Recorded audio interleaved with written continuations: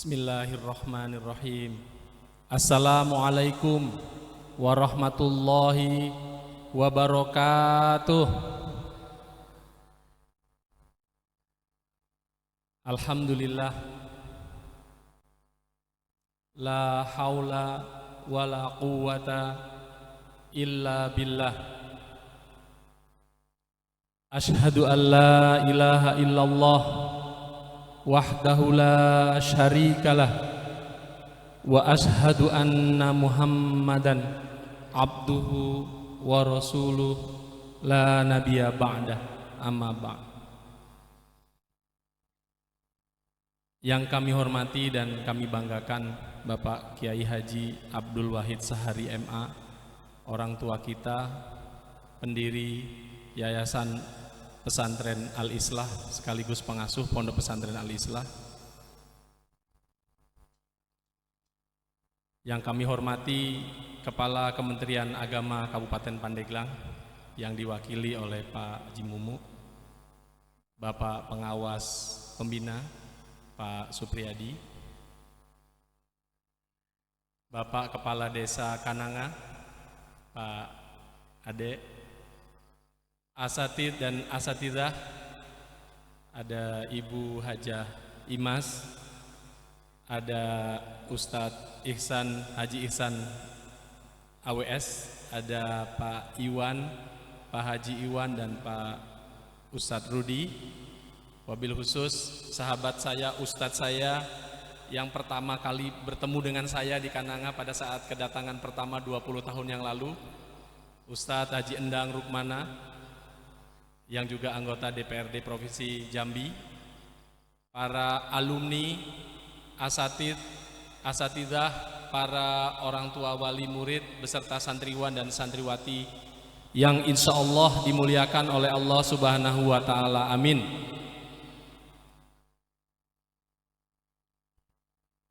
Saya di kepala banyak sekali terlintas karena begitu banyak pengalaman yang saya dapatkan di Kananga, terutama di Al-Islah ini sejak 28 tahun yang lalu. Tapi kalau diceritakan tidak akan selesai dalam sehari semalam. Jadi saya ingin mengambil intisari yang saya rasakan hari ini, semoga bisa berbagi dengan santriwan dan santriwati. Ini ada pesan moral. Selepas saya dari Al-Islah, saya berkesempatan untuk juga di saat yang sama menimba kuliah di STIN yang sekarang menjadi UIN. Dan Allah takdirkan setelah itu bisa belajar di Nanyang Technological University di Singapura. Saya merasa capaian pendidikan itu adalah capaian yang tadinya tidak mungkin bisa kami capai, tidak mungkin bisa kami raih. Ada banyak pembelajaran yang kami dapatkan dan ini akan kami sharing pada kesempatan malam hari ini, semoga bermanfaat dalam sambutan singkat ini.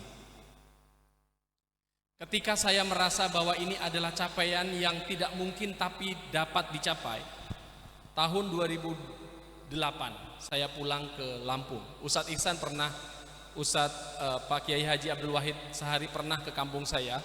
Sejak saya tinggalkan di kampung saya belum ada listrik. Masih banyak bangunan yang dibangun dari bilik. Sedikit sekali orang yang pakai baju putih dan abu-abu.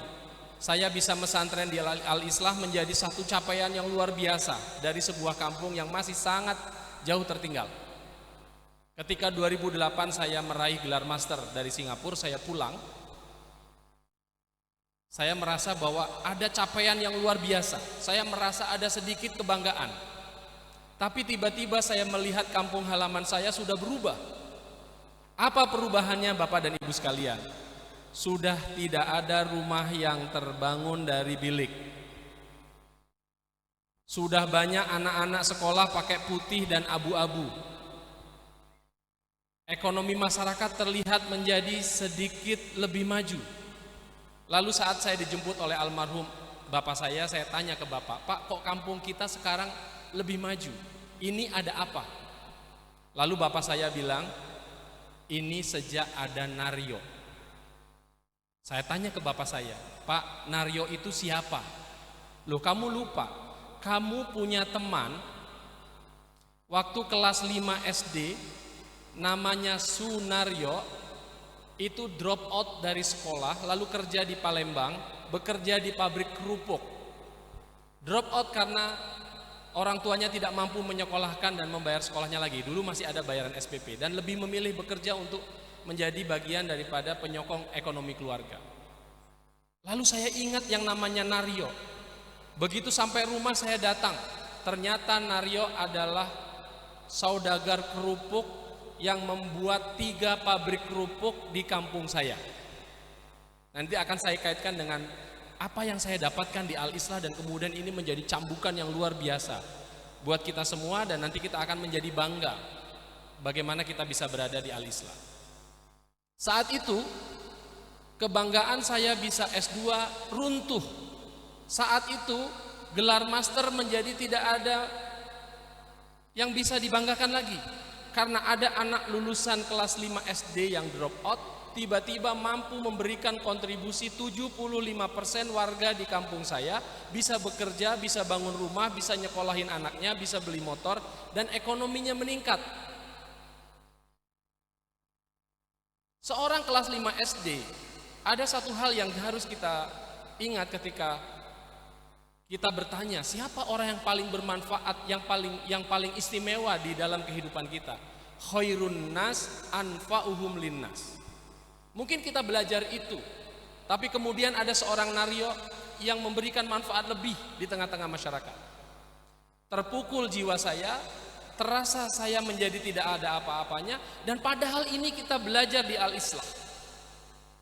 Bagaimana kita bisa mengimplementasikan bahwa tujuan dari semua yang kita pelajari adalah bagaimana kita bisa berada di tengah-tengah masyarakat dalam posisi dan peran apapun, kemudian kita memberikan manfaat lebih dan manfaat besar di tengah-tengah masyarakat.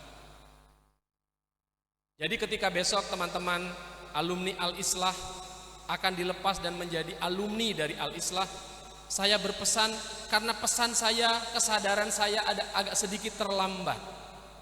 Jadi kita jangan berpikir kita menjadi apa, tapi bagaimana peran-peran kecil, peran-peran besar kita mampu benar-benar berada di tengah-tengah masyarakat dan membawa manfaat lebih di tengah masyarakat sebagai apapun kita kemudian. Semakin besar peran kita, maka akan semakin besar juga kebermanfaat kita di tengah-tengah masyarakat. Al-Islah hari ini jauh lebih baik daripada Al-Islah di zaman saya dan Ustadz Endang dulu belajar. Ada satu hal yang kami juga ingin pesankan. Untuk menjadi besar itu pilihan, untuk menjadi kuat itu pilihan, tapi untuk menjadi berkualitas itu adalah upaya yang tidak pernah ada hentinya. Jadi yang kami pesankan, bahwa ketika ada seseorang yang lulus dari sebuah sekolah dan lulus dari perguruan tinggi, ini berbagi menimba kearifan bersama kepada adik-adik yang akan lulus besok, bahwa pada satu masa ketika pada suatu keadaan di mana kita lulus nanti, kehidupan tidak setertib yang kita bayangkan. Tantangan kehidupan di luar sana begitu sulit. Lapangan pekerjaan hari ini banyak digantikan oleh mesin.